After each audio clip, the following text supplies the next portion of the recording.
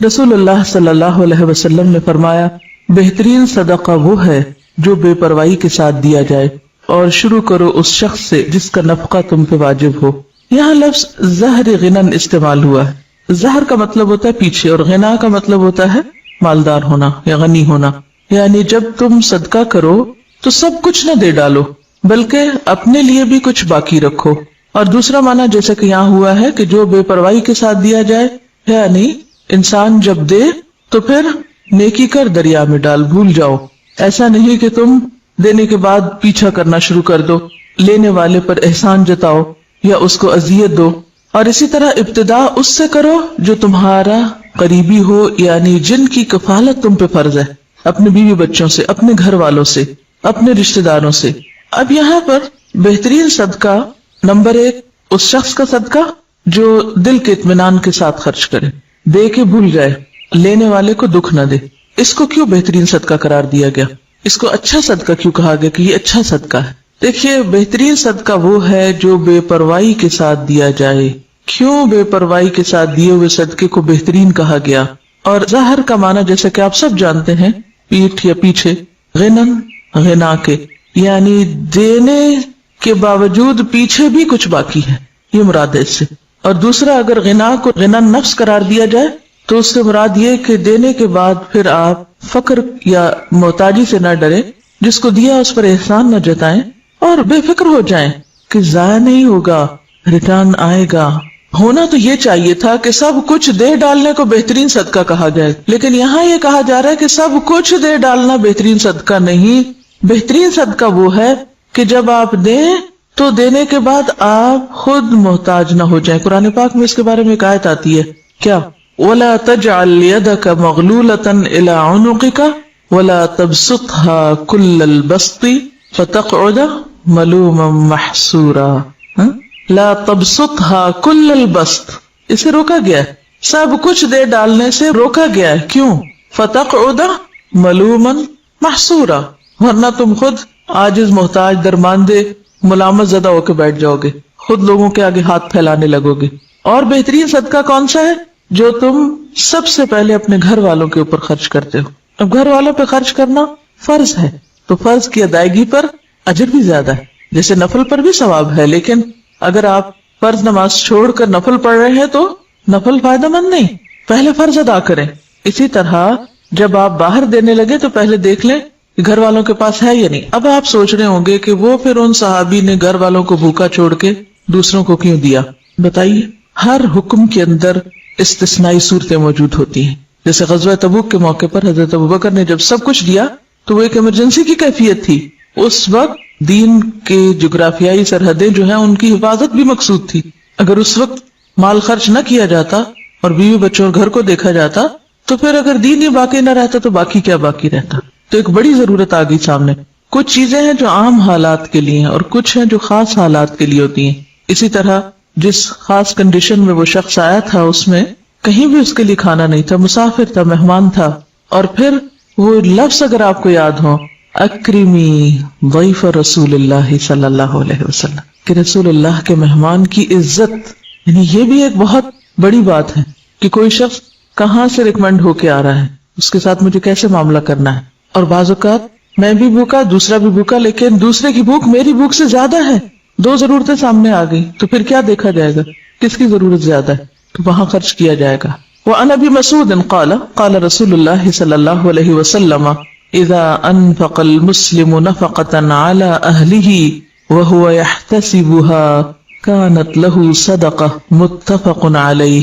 व अन अबी मसूद, अबू मसूद रज़ियल्लाहु अन्हु से रिवायत है, क़ाला, कहा, क़ाला रसूलुल्लाह, फरमाया रसूलुल्लाह सल्लल्लाहु अलैहि वसल्लम ने, इज़ा अनफ़क़ा, जब खर्च करता है, अल मुस्लिमु, मुसलमान, नफ़क़तन, कोई खर्च, अला अहलिही, अपने घर वालों पर, वह हुआ, और वो, यहतसिबुहा, सवाब की उम्मीद रखता है उससे, कानत, है, लहू, उसके लिए, सदका, सदका। मुत्तफ़क़ुन अलैहि, मुत्तफ़क़ अलैहि रिवायत है। हजरत अबू मसूद रज़ियल्लाहु अन्हु कहते हैं, रसूलुल्लाह सल्लल्लाहु अलैहि वसल्लम ने फरमाया कि मुसलमान जब अपने अहलो अयाल पे खर्च करता है और उससे सवाब की तवक्को रखता है तो ये भी उसके लिए सदका ही शुमार होता है। کتنی خوبصورت بات، کتنا خوبصورت ہے یہ دین. آپ اپنے فرائض ادا کریں لیکن احسان جتا کے نہیں. اپنے گھر والوں کو دے رہے ہیں لیکن ان پہ بھی احسان نہیں. بہت سے والدین کو دیکھا گیا کہ وہ بچوں کی تعلیم پہ اگر خرچ کرتے ہیں تو جینا حرام کر دیتے ہیں ان کا. تم پہ اتنا اتنا اتنا خرچ کر چکے ہیں. ایون اپنی اولاد کے ساتھ یا بیوی کے ساتھ بھی احسان کریں تو جتانا نہیں چاہیے.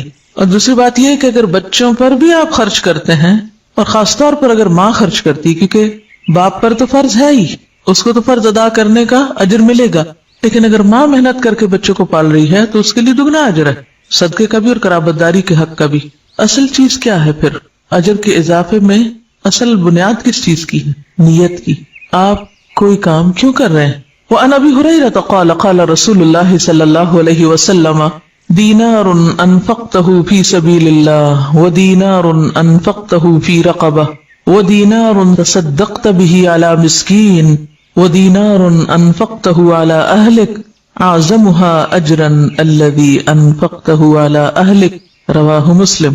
عن ابی ہریرہ، ابو ہریرہ رضی اللہ عنہ سے روایت.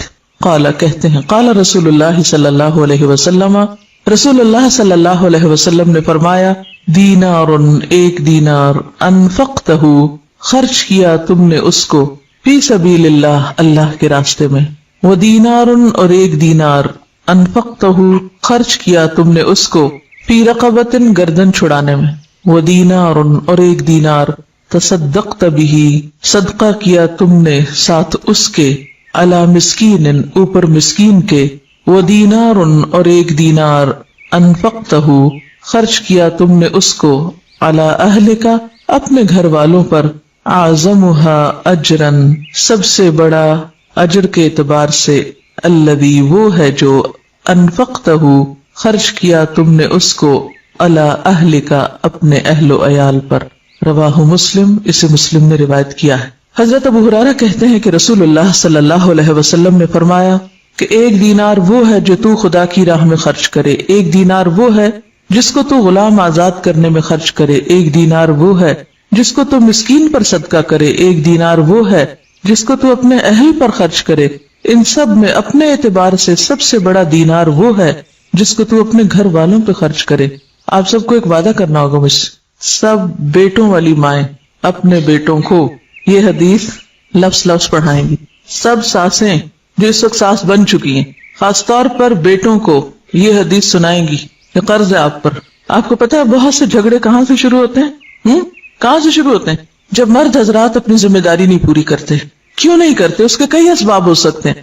اس میں ایک سبب یہ ہوتا ہے کہ بیٹا کرنا چاہتا ہے، ماں نہیں کرنے دیتی، کہتے سب کچھ بیوی کو ہی دے ڈالو گے، سب کچھ بچوں پہ خرچ کر ڈالو گے. ٹھیک ہے، اس میں اعتدال چاہیے، سب کچھ بچوں اور بیوی کے لیے نہیں، لیکن ان کی ذمہ داری پوری کرنا. اگر مائیں یہ تعلیم اپنے بچوں کو دیں گی اور بچے آگے اپنی بیویوں کا اور بچوں کا خیال کریں گے، ان کا دھیان رکھیں گے، تو اس سے فائدہ کیا ہوگا؟ گھر میں خوشی ہوگی، گھر میں سکون ہوگا، تو آپ سب کام اچھے سے کر سکیں گے. اور دوسری بات یہ ہے کہ جب اپنے گھر والوں کو چھوڑ کے دوسروں کو دیا جاتا ہے، اس سے کیا ہوتا ہے نقصان؟ جو لے کے جاتے ہیں ان کے لیے دلوں میں نفرت اور عداوت پیدا ہوتی. پھر اوپر سے کہا جاتا ہے کہ آپ پھوپھی کے ساتھ اچھا سلوک نہیں کر رہے، آپ فلاں کے ساتھ اچھا نہیں کر رہے. مائیں یہ تو بیٹوں کو ضرور سکھاتی ہیں، دیکھو بہن ہے تمہاری، اس کو بھی دینا ہے، یہ بھانجے ہیں، یہ بھتیجے ہیں، یہ فلاں ہے، یہ فلاں ہے، سب کو دینا. نہیں سکھاتے تو کیا نہیں سکھاتے؟ بیوی کو بھی دینا. بیوی کا اگر وہ شوہر دل جیتیں گے تو کس کو فائدہ ہوگا؟ بالکل مدر ان لا کو ہی فائدہ ہوگا. لیکن اس کا یہ مطلب نہیں کہ بیویاں پھر واحد وارث بننا چاہیں سارے مال کی. دیکھیے مرد حضرات عام طور پر ان معاملات میں بیوی پہ بہت انحصار کرتے ہیں. وہ کہتے ہیں جدھر تم چاہو دے دو. اکثریت کو میں نے یہ دیکھا ہے، جو چاہو کرو. اب عورت کے ہاتھ میں ایک چیز آ گئی، اب ایک اور آزمائش، ہر نعمت آزمائش. اب اس پہ کیا فرض عائد ہوتا ہے کہ وہ سارا کچھ چھپا کے اپنے پاس ہی نہ رکھ لے. پھر اگین جب بہو پہ بات آتی ہے تو بہو اور بیٹی کے یا نند بھاوج کے آپس میں تعلقات کیوں خراب ہوتے ہیں؟ مثلا شوہر نے کچھ دیا، بہن کو نہیں دکھانا، چھپانا ہے، ساس سے بھی چھپانا ہے، اس سے بھی چھپانا ہے، اس سے بھی چھپانا ہے. اس کے کوئی وجوہات ہو سکتے ہیں، لیکن ان مسائل کو کم کرنے کے لیے اصل جو چیز چاہیے وہ دلوں کا بڑا ہونا ہے. جو لے جاتا ہے لے جائے، میرا حصہ کوئی بھی نہیں لے جا سکتا. میں نے انشور کرایا ہوا ہے، کوئی نہیں لے جا سکتا میرا. جو میرے حصے میں وہ آئے گا، اور اگر اللہ ہی نے نہیں لکھا میرے حصے میں، کسی کو دینے کی توفیق نہیں ہوگی، چاہے میں ٹکرے مار کے مروں، نہیں مل سکتا. لکھا ہی نہیں میری قسمت میں.